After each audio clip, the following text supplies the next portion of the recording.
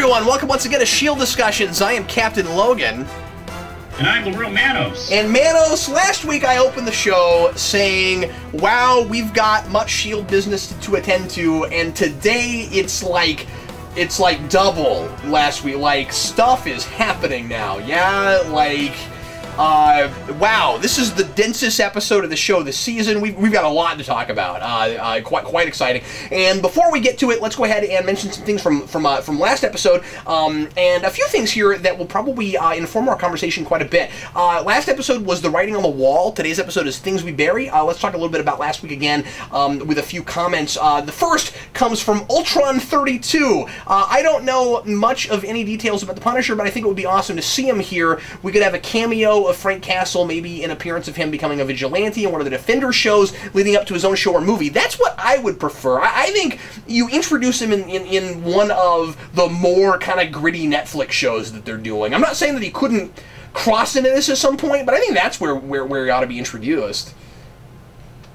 I agree. We would probably see him in the Alias show, because the Alias show, Alias is a comic. The Jessica Jones series was meant to show the seedier side of the Marvel Universe. You know, it didn't occur to me until just now why they decided... I can't think of anybody dirtier or seedier than the Punisher. It didn't occur to me until just now why they decided to call that show Jessica Jones and not Alias. That's right. Yes, of course. Let's see, Fivekeeper Sevenfold. James Gunn has stated that Guardians of the Galaxy 2 will not set up Avengers Infinity War. He has more creative freedom on those films because they're not subservient to the Avengers films. I'm not sure what that had to do with this episode, but I thought I'd mention it because that was the thing I was kind of curious about. So, good to know. Thanks for that. McCaffrey, could the city be the Inhuman city? I'm surprised we didn't bring that up, or did we bring that up? Maybe we did bring that up. I thought we did. We did. I thought we talked about that, yeah. More and more, I think that's almost certainly what it's going to be, especially now that with this episode, we don't have complete confirmation at the end with the cliffhanger that it's on Earth, but pretty sure it's on Earth, right? I mean, they put out a wide net and they were doing their scans and they were scanning the planet, so the city's on Earth, so that's probably what it is. Yeah, and that is continuity. The city has appeared on Earth in the past. So that's cool, and also we know that this is all, obviously we knew this was connected to aliens before. By the way, let me mention that I saw a post today on Facebook from one of the Marvel Facebook things, I don't know what it was, that claimed that they have come out and said now what the aliens are. I didn't read that post, I don't want to know yet. So if you know, or if that's actually a real thing, I don't know if you saw it. Did you read that? Oh, okay. I did read it, and So should we talk about... Do you want me to tell you, or do you want me to just... Well, if you know, this conversation is going to get weird later on. I mean, okay, so we're going to go ahead and I guess I try to keep that stuff out as much as I can if it's like future stuff, but it's going to inform the conversation too much. So anyway, if you folks don't want to know, then you probably shouldn't watch any more of the rest of this video. But yeah, Manos, you might as well go ahead and tell me, because you knowing a thing I don't know and us having to talk about the alien stuff, it's going to be really hard to deal with this episode. So yeah, go ahead. All right. Let me start off with this. If you had to guess, who would you say that alien was a race of? Well, all last year, I think we all kind of thought Kree. You are correct. It is Kree. Okay. Well, then that's not a surprise at all. Yeah, that's what I mean. Okay. Cool. Yeah. It was more of a confirmation of something most fans kind of had an inkling towards. I think I've talked about Kree almost from day one. Yeah, as soon as you saw blue, you said Kree. Yeah, and yeah. I wanted to play devil's advocate for a long time and say, well, A, it could be something else, and B, I don't know if S.H.I.E.L.D. will be allowed to do anything that major. Kind of exciting that they are. Kind of cool that they're setting that stuff off up first, because I imagine Kree will be a lot more in the movies and stuff. And that could certainly be a thing that plays more into Guardian stuff later on too. But yeah, Captain Marvel. Yeah. And anyway, yeah, so Captain Marvel gets her powers. Captain Marvel gets her powers from the Kree. Now, are they going to do it? Do you think they're going to do a thing in this where the Kree? And this is what I'm thinking. This is what I'm thinking they're doing. Do you think that the Kree are going to be the thing that makes Inhumans happen? That like the aliens came a long time ago, and then they seeded some humans, and then they became the Inhumans, and I don't know. I'm not sure how they're... To be honest, I don't know how they're going to... At this point, I don't have any real good, solid predictions on how they're going to tie them together. I'm unaware of them having any major ties in the Marvel Universe. But that doesn't mean anything because we know they're doing Ultron completely differently. I mean, like, so there could be... They could be playing this totally different. Plus, that city has got to have to do with the aliens. I mean, they gave us all this alien lore in this. We've got all that stuff about they came as conquerors and all of that stuff, and then the obelisk connected to the map of the city and all that stuff. So I mean, like, they're connected. I don't know how else the Inhumans happen right now if they're connected, unless it doesn't have anything to do with Inhumans, because that's still speculation. We don't know that. We don't know that for sure. So that's true. They could have nothing to do with each other.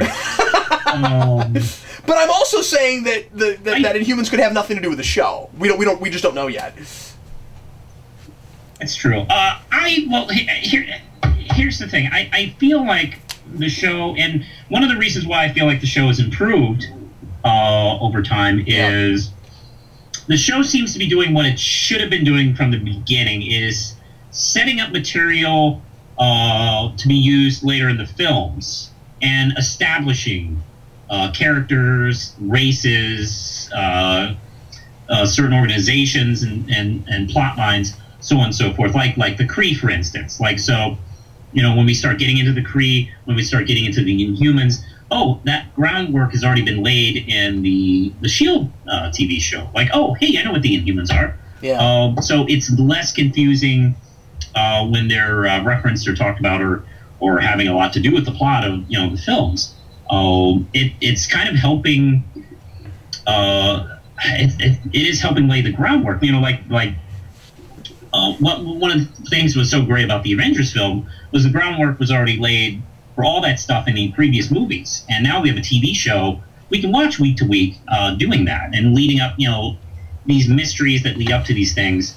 So right now, what I think is good about the show now, what wasn't good about the show earlier, was that the show originally felt like it was chasing the storylines of the movies rather than establishing, which now it is. So it's leading instead of following. Yeah. When it's following, it's awkward. You don't want it to be just supplementary material. It's okay if it sets up stuff and then in the movies you don't have to have seen S.H.I.E.L.D., but you're still more informed by it. And like with Winter Soldier, I appreciated the stuff that was in S.H.I.E.L.D. that did inform that movie, as opposed to it was just kind of tied, as you said, chasing. But the problem is it still had to wait around till it was allowed to do that. And the nice thing with where we're at right now is that there are just no Marvel movies coming out until the summer now. So I mean, like this and Carter are all we're getting right now, and that allows them to do their own thing. But it's kind of nice that they're also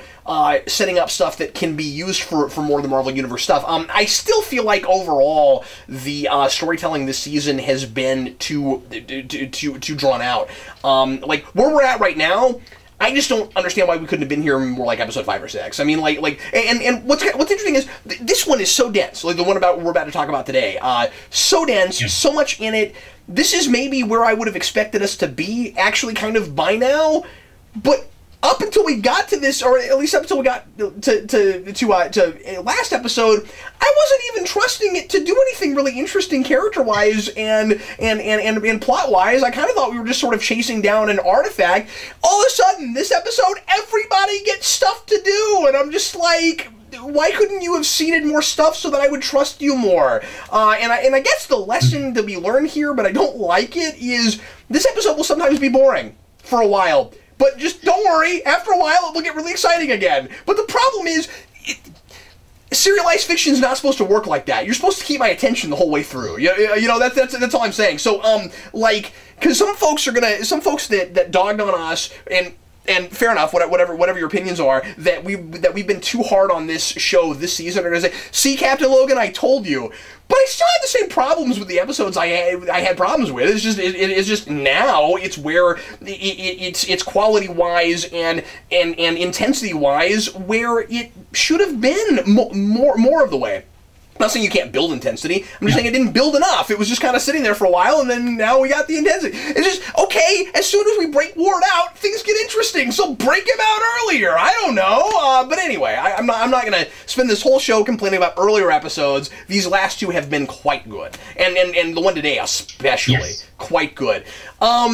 Charlie Shields, this is really interesting. Am I the only one who thinks the city is actually Atlantis? Especially considering the female scientist in the flashback said the body was 10,000 years old. Now, we know now that it's Kree, so it probably didn't come from the ocean. That would have been interesting, but I doubt that's what they're doing. Yeah. Especially because... I think we passed... but here's the thing. Why I think it's, Kree, all this time, and not, anything from Atlantis... that is partly not just me being such a brilliant detective watching the show, a good viewer. I know what Marvel's doing. I know what they're planning. I know they're planning to bring in, we've already seen Ronan appear in Guardians, and we know Captain Marvel's appearing later in this film series. So we know they're building the Kree. They're not. I haven't heard anything really substantial about Namor or anything in Atlantis. So. I don't even know if they have. I don't even know if they have the rights to Namor right now, because that's sometimes. So why build Atlantis if you don't have Namor? Well, no, there's no reason to do that. Yeah, absolutely. If they have Namor, I would be really surprised if they didn't try to do something with him as DC is doing Aquaman. But I don't even know if they have him. I would have to look that up. Let's see. Yeah. And plus, Leonard Nimoy is too old to play that character anyway. Why would it be Leonard Nimoy? Because he has pointed ears. Is that the only reason you're saying that? Yes, exactly. That is exactly what I'm saying, Captain. I don't like that it took me as long to figure that out as it did. That's not good. Review King MB, I agree with a lot of what you guys are saying. Really love the idea of this show being a miniseries, because I bet Agent Carter will be fun and tighter for that. That's what I keep thinking. Also, I agree. I don't trust the show with payoffs. I like we got the reveal about Coulson's writings, but it seems too easy that he's already cured. What's really interesting is that I still feel that was a little too easy, and yet I think that they may be going somewhere with it to where it's not as easy as it seems, and there's so much cool character stuff in this episode getting away from Coulson that I found myself not thinking about that as much today. But I like that we open this one with Mac going, I don't trust Coulson. He was really kind of freaky and messed up last episode, and what in the world was all that about it? And why is everybody going along with it? We'll talk about Mac and Triplet later, because I think there's a thing going on there, and that's really cool. So I don't know. We got to put a pin in that, because I think that there actually might be more fallout to the whole Coulson writing thing than anybody realizes. Let me see if there's anything else I want to mention really quick. Okay, let's go ahead and go on to today's episode then, Manos. Today we have the things we bury. Pretty obvious what that's talking about with freaking everybody in this show. We've got literal burial. We have metaphorical burial. We have people who buried things and they come back to haunt them. We have people burying things in this episode that will come back to haunt them. The drama is thick, so thick now you can cut it with a knife. The end of this episode has one of my favorite things in the whole series now, which is you have three incredibly scary people who all want each other dead, all working together, all looking at each other in the same room, and that is all like what each of them is after, what their motivations are. It's all at least clear enough for us right now. There's some mystery there, but they're all distinctly different characters. Whitehall is just basically Red Skull, all the stuff with Ward is incredibly interesting. In he wants to play hero, but he's really misguided and super scary, and then Sky's father, and insane, and then you have Sky's father, who by the way still not gotten a name yet. That guy, when you look him up on Wiki, he is Sky's father. We do not know what this guy's name is yet. I think that's on purpose. And then like now he has more personal motivation, and we got the flashback. We know what he's doing. I don't know how this episode got this much story work done in 42 minutes. I am honestly left without words with this episode. I kind of don't even want to talk about it. I kind of just want to see next week. I have gone from it's okay to I'm more excited to watch this next week than I am almost anything else I'm watching. Good Lord. I agree. Even some good episodes, I go, oh, okay, that's great. You know, what else is on? Yeah. This was really exciting. I was really on the edge of my seat through a lot of this episode. The end scene, because, you know, when you're waiting for the end scene, you know, the stinger for these episodes, sometimes you go, okay, what's going to happen? And I was riveted by that scene. And you're right, there was a lot of story packed into this one. And it all felt really effortless, too. Nothing felt too forced or jammed into this episode. It all felt like it came naturally, which I guess, you know, maybe we can't really argue about the pace of the series when it's led up to this point, and I feel like it's been paying off very well. It is now. It's just I understand. Yeah, it is now, and there's a lot of people that dropped it. There's a lot of people that really well acted. Yeah. There's a lot of people that by second or third episode were just like, yeah, I'm bored, and they're gonna wish that they hadn't left if they ever go back and see this episode, and that's just really unfortunate that they haven't been able to keep people, and so I don't know. I mean, like that is still problematic, but I can't deny how good this is. Yeah, and there was plenty of good like, you know, Marvel Universe talk going on in this episode too, kind of reminding us what universe we're in, you know, with the Red Skull and Captain America and Iron Man being but not just reminding us like they have superficially in other episodes. We are back to hip deep. This is the Marvel universe, you know. I don't feel like I have to be reminded of it anymore, especially watching these last two episodes. The Hydra stuff, I feel like we're adding stuff to that, you know. And I also really like the way they're setting up the Carter show. Yeah. Yes. Haley Atwell just owns each scene she's in, and I'm always excited to see her. You know, my wife really sat up when she walked in to her interrogation room episode scene with Whitehall, and yeah, I gotta admit, I really like the dynamic of the three villains. Who are, you're right, they're all distinctively scary in different ways, and they all three. Yeah, I'm pretty sure they want to kill each other. Well, not just pretty sure. I mean, what was kind of funny at the end. But what's exciting is, you know, the reason why they're united is this common goal.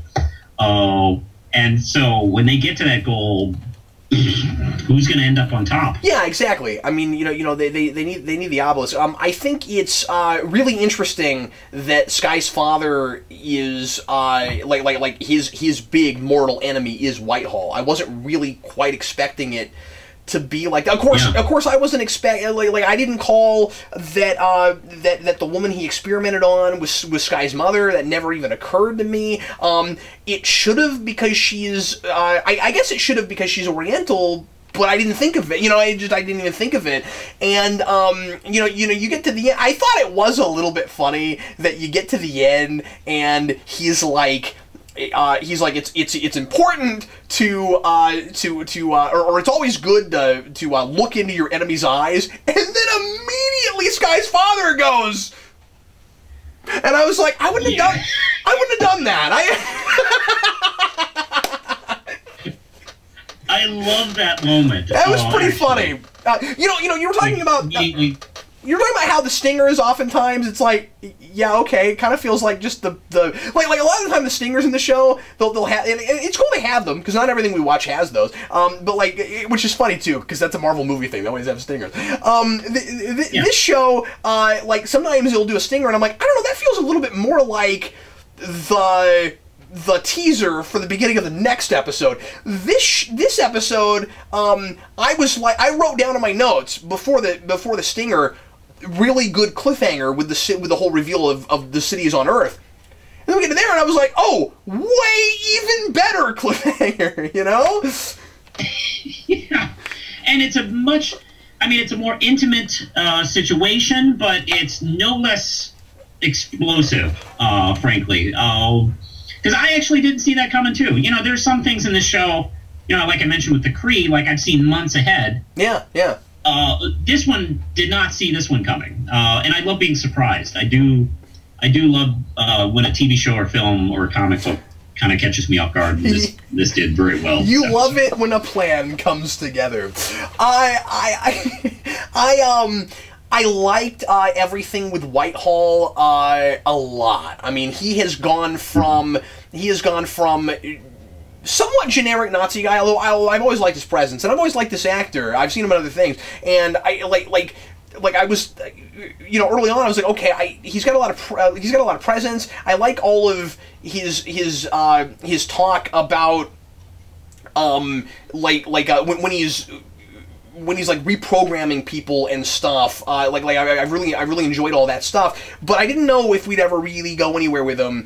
And now he feels like such a presence, you know. I mean, like, he's Garrett level, and he might go beyond Garrett, you know. I love that guy as a seasoned big bad. And now it's like we kind of have a couple, and we have three. Yeah, we have three evil people.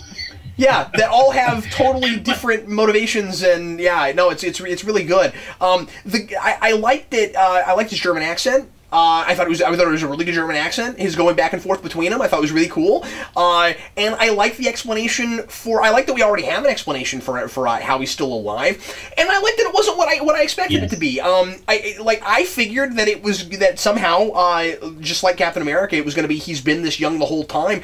I love that he ages in prison, and then goes back and gets to revisit his youth and stuff. That's really interesting, especially when you think about the whole, like, you know, Nazi white supremacy thing, and it's like we're better than everyone else because of our you know part of it is just this. We're just naturally better than everyone. That's what we decided. But then also, see, I've proven it because I'm willing to do what it takes to prove it. That's really cool. Yeah. It's like, only people like me. He has that line about second chances, and it's like, only people like me get to prove our superiority because we're willing to do what it takes. And ultimately, what makes you superior is that you'll do anything to get whatever it is that you want. That's just absolutely terrifying, and I love that it plays out like that, where you get to see that happen. And I really liked Whitehall. I mean, I like the character, and I like the performance up until this point. But I mean, it really like went over the edge for me, if that's an expression. It really with this episode, because yeah, I see his cool, calm, scary demeanor when he's in the horrific things he does, and the show really doesn't hide what he does, and the fact that he sat in prison and aged and just kind of simmered on, you know, his anger and his evil, and now he's free again and young again, and more powerful than ever. And what I like about I don't remember the actor's name, but what I like about I'm just saying I don't have to play here either. Go ahead. Okay. What I really like about Whitehall is the actor's performance. He never overdoes it. I mean, he can. This is a cartoon Nazi villain fighting superheroes. I mean, he can if he wanted to, but he doesn't. I mean, this character, I mean, even when he's like got the German accent and old, and when he comes back, it's still very scary, believable. I mean, this could be a real guy. And what's scary is this kind of was real guys. Yeah, exactly. If we're doing Hydra as the big villain plot this season, aren't we glad we got a real Nazi? I mean, that's something we haven't really talked about, but it's just really cool that we actually have that, and we can talk about all of the horrible, messed up ideas with that regime in this context. What else should we talk about? There's just I don't know. There's just a ton of stuff in this. There's stuff. Want to go to Ward? Yeah, let's talk about Ward. Yeah, let's go ahead and go there. Go ahead. All right. Wow, that paid off in a very horrifying. Let's stick with the word horrifying. Yeah, that's not what I expected to happen. Yeah, I thought Senator Ward was going to be with us through most of the season. I did not expect him to get killed off this quick. Me too. I was kind of rooting for him not to be evil, but I kind of knew it was coming. Although, to be honest, I don't think he was, like, I don't know if I classify him as truly evil. I mean, he did an evil thing that he had regretted for years that, you know, haunted him because he literally and figuratively buried it. Right. He did an evil, awful thing years ago. And, you know, Ward brings him to think, you know, man, that scene is just so... We talked about this last week, where it seems like every scene with Ward, there's this scary undercurrent of uncertainty. Like, is he really talking about redemption and helping people, or is he going to kill me right now? I don't know. And that scene, I think, was the perfect Ward scene, frankly. Because, like, I didn't know if he was going to, like, kill him right there, or are they going to work together, or he was going to, like, murder him right there, and he goes home and kills him and his family. Oh my god! Yeah, I know, and I think it's more effective because we didn't see it happen. Because when we see him at the end, I didn't know what to expect, and then they play and then over the news. And they play his confession, and I was like, good lord, he's such a good... And, you know, we're seeing so many master manipulation plots in a lot of... in almost every superhero comic book show that I'm watching, and this is one that is working really well. I'm buying it. I'm buying that he's that much of a manipulator. I love looking at him next to... I mean, it's at least as good as the Thing in Flash, but maybe even better. I don't know. And I love connecting him up with his brother in this, because we have a lot of a sense that what happened with him when he was a kid and family stuff plays a lot into his psychology, and those two can't even hardly communicate because they both are doing the same things to each other. I mean, like in a lot of ways, Senator Ward is exactly the same character Grant Ward is, except that he went into politics instead of getting picked up by a Hydra agent and going into S.H.I.E.L.D. You know what I mean? Like, I would make the argument that Senator Ward is potentially as dangerous if you put him in the right situation. They are, in a lot of ways, the exact same character. I don't know. The way I took Senator Ward was character with a dark past. I don't know if we got anything really too evident of him being, like, you know, dirty or evil. In his practices. Yeah, we did. I think we're supposed to take his, and I mean, I know it's typical politician stuff, but I think we're supposed to take Senator Ward sleeping around on his wife and pretending like he's not doing that as some evidence to that, because of how good of a manipulator he is. What I'm saying is, other than sleeping, you know, around, you know, on his wife. I mean, you know, right. I voted for people who cheat on their wives, and I don't care. I know that, my point is that is evidence of his psychology. When you look at the way he can so easily say to his wife on the phone, "No, I'm too busy. I can't be there right now," and then he goes to her house. Yes, again, that's somewhat typical politician. But then he's so easily able to say to his brother, to Grant, that, like, he was going to visit her, and and then all the stuff about when he was a kid. I really get the sense that he's the kind of personality that's almost able to make himself believe his own lies to a point. And then that's what I think. Actually. Once he gets pushed up to the well, he's like he gets kind of shocked back into it. I don't mean that fully, but my point is that they both are so good at sizing people up and saying whatever they think they need to say to another person to make them do whatever it is they want them to do, that all you have to do is take Senator Ward and put him in a different situation, and he could be as scary and crazy as Grant Ward is. That's all I'm saying. Well, I don't know. Grant's pretty scary. What I liked about that scene so much is I really do believe that I think Senator Ward really did kind of convince himself about his lies about the situation. Like it was all Grant who did it. Yeah. And that was part of what Ward was doing. Actually, I think not just revenge. He was also trying to. I think he was trying to bring things full circle so he can move on, and yeah.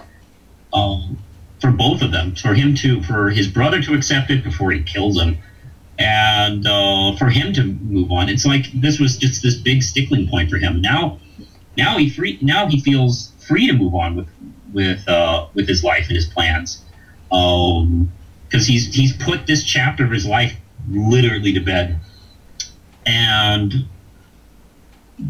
God, it's a really good scene. Actually, well, it's really twisted, and like it makes me wonder. It makes me wonder what we're gonna see later on about how Grant feels about what he did and why exactly he did that. Because one thing I'm liking a lot right now is that I still can't be 100% sure as to why he's doing certain things. And when his brother, when Senator Ward has that line about how he's like playing hero, he wants to see himself as a hero, but he can't reconcile all the horrible things he's done. It makes me wonder if there is a little bit of his thinking he's doing the world a favor by taking out this really corrupt politician who's a master manipulator. When he, a couple episodes ago, tells Skye that his brother twists everything around and all of that, he says it in such a way where I'm pretty sure he's not just saying that. I think, and once again, you got to keep in mind that, at least in his mind, everything he says to Skye is the truth. So whenever they're in a room together, we can be pretty sure that whatever he says he thinks is the truth. And that gives us kind of a barometer on him a little bit. So when he says that, it makes me think that when he looks at his brother, he sees too much of himself, and that's part of the problem. He kills his brother partly because maybe psychologically it helps him think that he's killing that part of him because he sees too much of him and his brother. And I still think that they are really close to the same kind of personality. But anyway, so I don't know. I'm just in a place where I'm like, I don't know why he's doing certain things sometimes, and I'm curious to see as we move along if we might find that there's kind of that's part of that hero complex. That he thinks that somehow he's better than his brother because he's decided to go on the side of S.H.I.E.L.D. As this goes along, I think that he is playing both sides, but I think it's going to turn into he thinks he's playing for the good guys. He does, and I think that's this is not fascinating. This is at this point, because we argued with folks early on in the season. At this point, I think it's pretty crystal clear. This ain't a redemption story, right? Like this guy is certifiable. He thinks it's a redemption story. That's what makes it so interesting, yeah. But it's not, and I think that's fantastic, actually. And I also think that it's going to be interesting. Seeing how they play that with like his continual interest in Skye versus and then now working with Skye's father, and of course she's a big she has everything to do with why he's doing what he's doing. So both of them kind of see her as their way to justify all the horrible things they're doing. That's going to be really interesting. And then the third pin in that is just straight up evil. But they're all horrifying, and I think they all have huge psychoses, right? Like, the nice thing is, we don't have one person in there where I go, that guy is a completely sympathetic villain. I mean, they are, besides Whitehall, they are sympathetic in that I understand how they got to where they got, right? Like I can appreciate things about them. I don't think they're two-dimensional. I can't straight up completely hate these people. But at the same time, they're also, it's also not like oh, you were just misguided and somebody got you there. Like these people have done horrible things and completely of their own accord.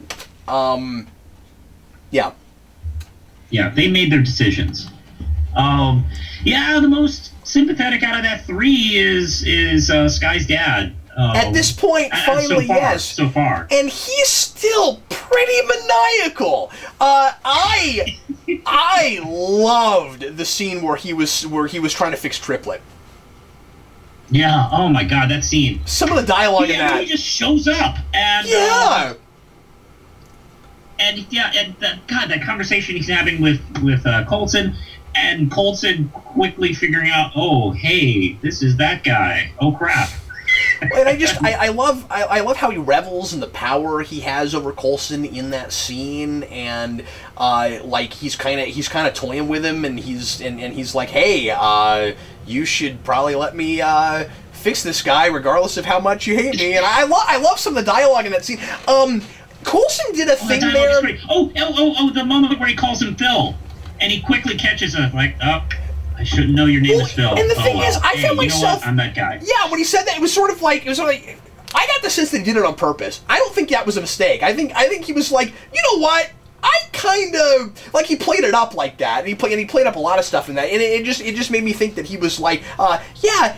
It would be more fun to be theatrical right now, and that's what I'm going to do, because, well, the thing is, like, Coulson has everything to lose in that scene, and he's got all the power, and like, I'm interested to see how the idea of his, because we've seen this kind of already a little bit of a Jekyll Hyde thing with him, and I wonder if he is like a really power-hungry kind of guy at heart. Because I think the idea what we're getting is that he has become the thing he hates the most. Like Whitehall turned him into the thing he hates the most. Like, he has turned into something close to that guy. But we've got the ends justifies the means line thrown out. I think that was a little on the nose. I don't know that we needed that, but it was already there. So we've got that line thrown out, and he is acting too much like Whitehall, and it's obviously too close to comfort for him, but also he has come to, in trying to get his family back, he's kind of come to that place where, like, oh well, as long as whatever I'm doing is for my daughter, it's worth it. And it's almost like he's gotten to a place where if he can justify anything, then he can revel in having that much power over people. And so, people are a lot scarier when they come to places from from originally a sympathetic place, in a place that we can empathize with, because it means that it is potentially possible for the best of us to turn into that. Yeah, there's that great line in Kill Bill, actually, where Hattori Hanzo warns Beatrice Kiddo that revenge isn't a path, it's a forest. And it's easy to get lost in that. That's interesting. Yeah. Yeah, that's what we're seeing with these guys. I had something else I wanted to mention about that. Oh, Coulson did something in that scene that I kind of wondered about, that I thought was was oddly, strangely comic book, and I think maybe a little bit too much, where he prolongs Triplet getting patched up in order to make a dramatic speech. he starts threatening Sky's dad, and I was like, you realize that the longer you wait and not letting him fix Triplet, the more of a chance when characters start doing that, I'm like, you're in a TV show right now, because if this were real life, Triplet could just fall over and die, and it's your fault now. Well, it's like that movie cliche where the hero is about to go save the world, everything's exploding, and oh hey, let me take 10 minutes to kiss the girl here. Yeah. Instead of like saving our lives. That's kind of a cousin of that. Yeah. Yeah, and it's up there with like you're walking away from the fire instead of running from it, because you know how close it can get to you without it burning you up. Yeah. I want to go through some kind of random notes here and there, unless you have any other major things that we haven't gotten to yet. Not that I can think of right now. What do you think about Whitehall? I just want to go through a few notes. So we see Whitehall in the past, right at the very end of Captain America. Somebody runs in and says, "Hey, Red Skull's dead. Doesn't that suck?" And this is just after he has figured out that somebody can touch the obelisk without getting hurt. And I was like, oh, that seemed a little convenient. Like, the very moment that this person came in and said the Red Skull's dead, this very important thing is going on. That seems a little convenient. Oh, the Red Skull's dead. Oh, hey, look, the Beatles are on Ed Sullivan. Like I said, I love Matt questioning Coulson. I think that there is likely to be a big showdown eventually between Mac and Triplet over Triplet's loyalty to Coulson, because they make a really big deal out of Mac is questioning everything and Triplet follows orders without question. That is a huge thing that's brought up, and all of a sudden, as I said earlier, everybody's got stuff to do. I'm all of a sudden so much more interested in everybody in this. I mean, like, we've got that Black Widow thing with Bobby, where she's got some horrible thing in her past, whatever it is that she did to get into to get into Hydra. Suddenly, I'm a lot more interested in her and in how they might use her to continue to question old S.H.I.E.L.D.'s tactics versus Hydra's tactics and all of that stuff. Like, everybody matters more and is more interesting in this one episode. Yeah, no one was really wasted in this episode. Not at all. Everybody had, if they didn't have plot stuff to do, they did have scenes. Like, Triplet had, his nearly dying scene, and the scenes with Mac, as well. There was still, it was spread out pretty evenly. But even before Triplet has that kind of serviceable plot place, he's got character stuff before that. I really appreciate that, and all the character stuff. It's not random. It all fits in this thematically. What else? All the Hawaii language stuff at the beginning is hilarious. When Coulson knows everything about Hawaii and starts throwing out all these names, and people are like, yeah, let me write this down. I can't even... I thought that was all really funny. I'm curious to know if the Agent Carter series will do any more to inform some of the stuff going on in this. Once we got to the end of it, I realized that things were wrapped up enough that maybe it won't even have to mention Whitehall at all, but it would be kind of cool if he was... if they found a way to get him in there somewhere, just kind of a cameo or something. I wonder, I don't know what the scheduling is. I wonder if the Agent Carter series is going to be taking place in between any kind of breaks for this show. Like, is the show going to do a mid-season break? I thought it was, but no, they're gonna play together. But I mean, like, again, the Carter series is set in the past, so I'm just saying that it would be interesting to see if Whitehall from the 40s, having just been captured, is in that show at all. I wouldn't be surprised. Although he spends most of his time in jail, but maybe beforehand we might see him. And of course, we'll see Howard Stark in this show too. Yeah, which is really exciting. And that scene they showed a couple weeks ago with them is really good. I mean, I'm very excited about it. I want to revisit. I'm sorry, one more time because I have a note about this, and I can address this more articulately now than I did earlier when we were arguing about the wards. I'm going to meet you halfway about whether or not the Senator Ward is as scary. To say that what makes him scary is that he created Grant Ward. Because like the whole he burned the house down and did all of that stuff. His ability to manipulate Ward into killing their other brother seems to be what started him on this dark path. Yeah, it does. Oh, it does. It does completely.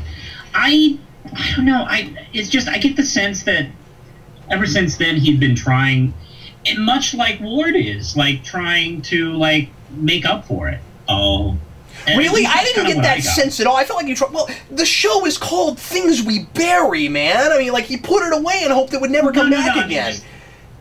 Not in this particular episode. I mean, just in general, like in the few episodes we saw beforehand. We've only seen him in one other episode. I did get a sense that he was trying to make up for it. I mean, he did this incredibly evil, awful, scary thing when he was a kid. But trying to make up for it. So I don't know. That's just kind of my way I interpret it. But like, I mean. But in what way was he trying to make up for it? I mean, like the only reason he goes along. He's trying to do public service. Boy, I don't buy that, man. I mean, like he's. Okay. Well, I'm just saying he's a manipulator. I mean, he manipulated himself into office. Well, he's a manipulator, yeah. Right.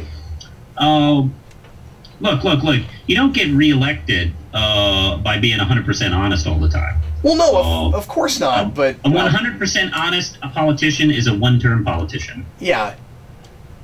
Well, I won't keep arguing with you about it, but I don't know. I don't think he's a good guy. I think when I. Oh, I don't think he's a good guy either. But I mean, you know, Ward, non-Senator Ward, I think is a lot scarier. I mean, he works with Hydra. And he kills people at random. That was one of the lines I wanted to mention. When we get to that scene that we were talking about with Skye's dad and all the stuff that she's saying to Coulson. That scene's just like. It's intense, but it's fun. Weirdly, when he goes, there's no idea. When he says he has no idea what's inside. Oh, there's something inside. That was hilarious. Manos, unless you have anything else, let's go on to best moment, worst moment, shall we? Done. Let's do it. All right. Best moment was tough because there's so much good stuff in this. What would you say is yours?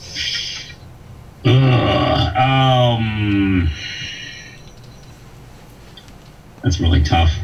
I'm gonna go with Kyle MacLachlan, his eye turn to Whitehall. See, that line, and then he looks him dead in the eye.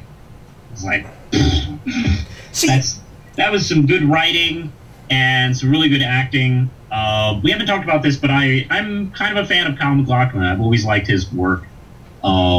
And I hate seeing him wasted in stuff like the Flintstones and stuff like that. He's getting a lot of cool stuff to do in this, yeah. I'm going to pick that scene also. Sometimes he gets crappy work, sometimes he gets good work, and he's making a lot of hay here with this character, and right now I'm very happy with what he's doing, and that was such a good scene. I'm going to pick that scene also, but in spite of the thing you said was your favorite thing, because I still think that's really silly. I still think, I mean, I thought, and actually, I'm going to say just the entire stinger, because finding out about Skye's mom, I thought was really exciting, and I didn't see it coming, and it just made my imagination kind of run away with itself. But with regards to that eye turn, it's like. Yeah, as soon as he says that, you've given yourself away. Why are you doing that? It was dramatic, it looked cool, but I was like, no, you don't do that right then. You don't say, look right in the eye. You're like, no. Anyway, worst moment.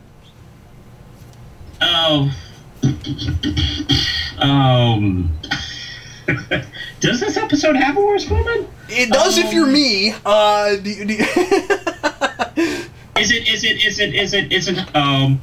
Is it Hunter going wham wham wham about Bobby? No, it's after that. It's Bobby and Hunter getting it on in that car. That's right. Yeah, because it's typical. We all know where this is gonna go. I'm sure. I mean, maybe they'll subvert my expectations, but that whole thing's been really typical from the beginning. I think. I mean, how dare you always try to manipulate me and stuff, and then. Yeah, but you're still really hot. And then and then they have sex, and you know that, I mean, that's not a good foundation for a relationship. You know that they're just going to keep continually being at each other's throats. I was sure we would go here. It's not like they're going to rekindle a romance and it's going to work out or anything. If they went there and somehow that worked, that would be really interesting. But I mean, like, that's such a, I don't know. such an irritating place, and this is maybe mostly just a taste thing, but that's just such an irritating place to have that happen, because right at the point where he goes, oh, see, you've proven that you're still completely untrustworthy, but that's the thing that made me fall in love with you, you know? Like, yeah, whatever.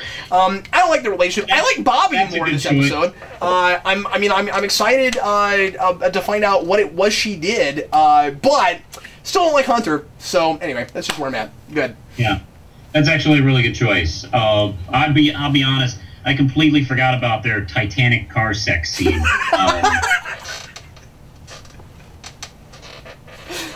I actually almost thought that scene was going to go on for a mile and we were going to pull back and the SUV would actually accidentally start hovering because they'd hit like that gear. Yeah, like she gets in Lola and then he starts painting her or something. Well, that's a problem with shield vehicles. Like, you know, yeah, your knee in regular cars just hits the horn. But, you know, you can make the thing fly if you hit the gear shift or something. I don't know. But, yeah, you're right. I totally forgot about that scene.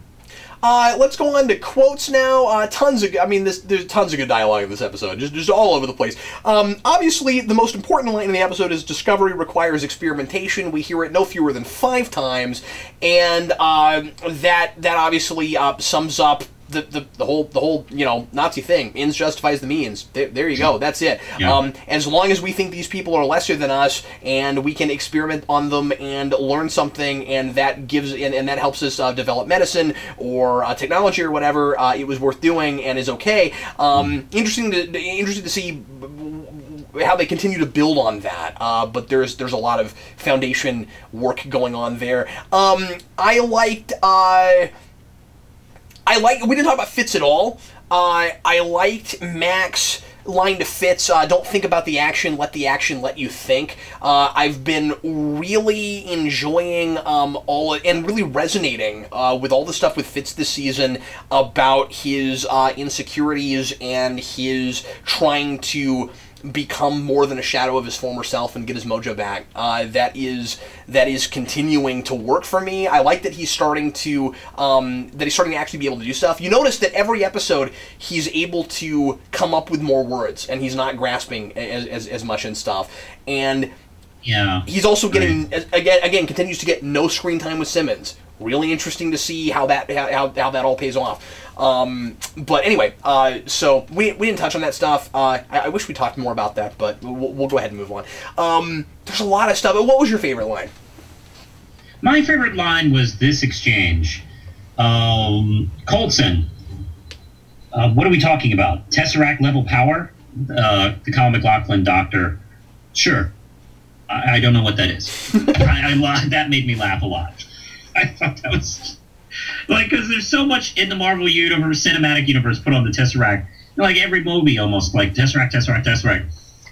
It's funny to have him just go, I guess, and just the way he delivers that too, because at first, sure, he seems very cooperative and like he knows what he's talking about, and then you just, I don't know what that thing is. I guess that sounds important.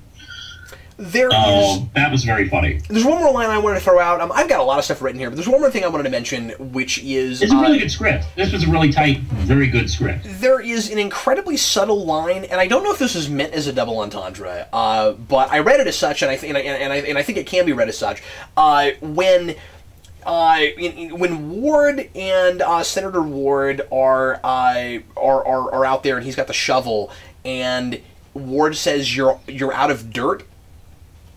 I really dug that, because right before that he's slinging all that stuff at Grant, trying to continually turn things back on him, and right then he says, "You're out."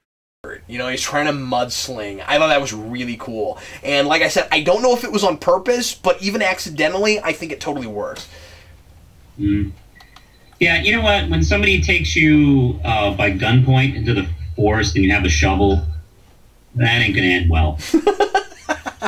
It's just a general. Anybody watching this, if somebody takes you at gunpoint and tells you, hey, we're going to take this shovel and go out into this forest. Do something. There are a Just do anything you can. There are a lot of mentions of, obviously, movie stuff. I didn't see any straight-up comic book references that are new. If there was anything, I didn't find it. Not outside of the general characters, that are in the comics and the cinematic universe. Predictions and hopes. Wow, I mean, tons of stuff to wonder about, obviously. Just a thousand things. The big thing is, what is it exactly that is special about Sky and her mother that they're able to hold the Tesseract? What exactly is it? We have all that stuff early on. Maybe she's part alien or something. I still don't think they're going to go there. For some reason, I think it's something else. Mm. And, again, everybody's saying Inhuman, and it might be that. And if it is that, then the Kree thing probably created the Inhumans. I still think that. It's possible. I'm just curious to see where they go with this. Yeah. Because one thing, I'm at two disadvantages. I'm sure you are too. This is a film version of the Marvel Universe, so they take liberties as far as what works best in the story, what's necessary. Just like any adaptation does, especially when it goes on. I mean, we're doing like TV shows and films that are going to go on for like 10 years, trying to fit all this like 80 years of continuity. So I don't know how these two are going to fit together. Like, will they mirror that much as they do in the comics? And right. Two, I don't know that much about the Inhumans. I really don't. Nobody does. Well, not nobody, but lots of people don't. Yeah. They pop up in the Avengers and some of the other books I read from time to time, but I don't have a knowledge of them like I do of Batman or Daredevil or something like that, where I could list off the most trivial things about Daredevil right now if you wanted me to. Hey, if they do a Netflix show, do you want to do discussions with me? Yeah, we'll talk about it. What I'm planning on doing right now with the Netflix shows, well, and it's not if they're doing it. We've seen screenshots. But yeah, the Netflix shows, I'm not gonna do them episode by episode because everybody's gonna binge watch those. So I'll be doing like one big show on each season for those. That is a better idea. I agree. But yeah, that's the plan right now. Anyway, other predictions and hopes. What stuff do you think is gonna happen? I went through lots of stuff during this, but. But do you have anything else that we didn't talk about, Manos? Oh, I'm sorry. I thought you were going to tell me a prediction. No. I was asking you. I'm sorry. Right now, to be honest, I was kind of a little caught off guard by learning so much about Sky's mother in this one. Yeah. I'm leaning. Man, it's just. Now I kind of don't know what to predict now from time to time. Yeah, I still think the city is the Inhuman city. I believe. I don't know. I'm having this kind of feeling that. See, the thing is, I'm trying to figure out. Kyle MacLachlan's got to be a character that we've heard of. He's got to be a Marvel character. You'd think. And yeah. But once again, Garrett wasn't. Really I'm gonna keep saying that. But Garrett wasn't. Well, he was, but okay, he was a comic book character, but he wasn't one I've heard of. Okay, that's all. Yeah. I think he's gonna be a character I've heard of. Not like Garrett. Like, who's that guy? Who's that guy? Yeah. I think he will be a character I've heard of. I'm going back and forth between Mr. Spider-Woman's dad. And well, and we know that, I don't know his name. And we know Sky is somebody. And Mr. Hyde. Yep. I've seen those hints too, and I've heard those theories, and yeah, I kind of see it. That could be that. And also, let's think of they're casting Kyle MacLachlan, who if you need this guy for a movie, he can be in the movie. He's that kind of actor can be in TV shows and films. Yeah, but so's Bill Paxton. Yeah, well, yeah, Just saying. And so's Lucy Lawless. Lucy dead in 10 minutes. Lawless. Lucy Handless. God. Anyway, well, Manos, why don't we just go ahead now and go on to trivia questions? And what was yours from last time, and what was the answer? Mine was, what is the often used nickname of the Antilla, the Inhuman City, which I cannot remember how to pronounce. It is often called the Hidden Land because it goes from place to place. There is another one of the people mentioned in the comment section, which I think has also been used before. But the Hidden Land was the one I'm more familiar with. Yeah, was the other one the Great Refuge? Yes. I think that was the other one, yeah. I got that from some folks. So I will count that as an answer. The first person who got that right and who had your answer was Nate Hickman on email, and he actually got both of our questions today. My question, yeah, good job. My question from last time was, what band did Sky reference in that episode? And it was Enya. Enya has an amusing, she has an amusing Enya reference in that episode. So anyway, congratulations to you, Nate. And now we'll go on to today's trivia questions. And Manos, what is yours? Peggy Carter was in this episode. Yes, she was. That is true. She was. My question is, what is Peggy Carter's first appearance? My question for this time, as always, from the episode is, after they leave Hawaii, all that hilarious Hawaii stuff, Coulson and crew fly to another country, and I don't know if I missed something or what exactly happened, because they show up there, and all of a sudden Coulson goes, that's why we're here! And I'm like, wait, I didn't know you were in that kind. When did that happen? What country are they in? Do they fly to right after Hawaii? That's the question. And anyway, if you think you know the answer to either of our questions or both, go to geekvolution.com, go to the contact page, and send us your answers. And whoever gets them right first, we will mention at the end of next week's show. Manos, a lot of this one for me was, I don't want to talk about this, I just want to see what else happens so that I can then, I then have more information and can, you know what I mean? Like, there's a lot of really cool, interesting thematic stuff that's seeded here that I think they're going to keep playing with. And I will, once again say that I kind of think this show is much better at long-form storytelling, and I kind of want them to just keep doing that.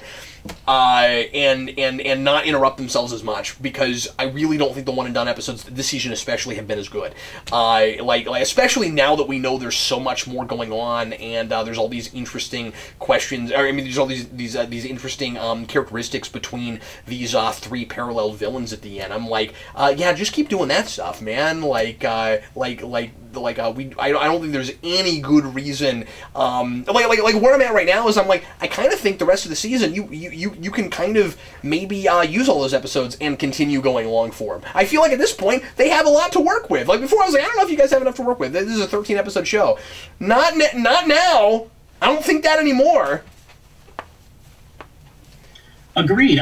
This episode did a lot to reestablish my confidence in the show. Yeah, me too.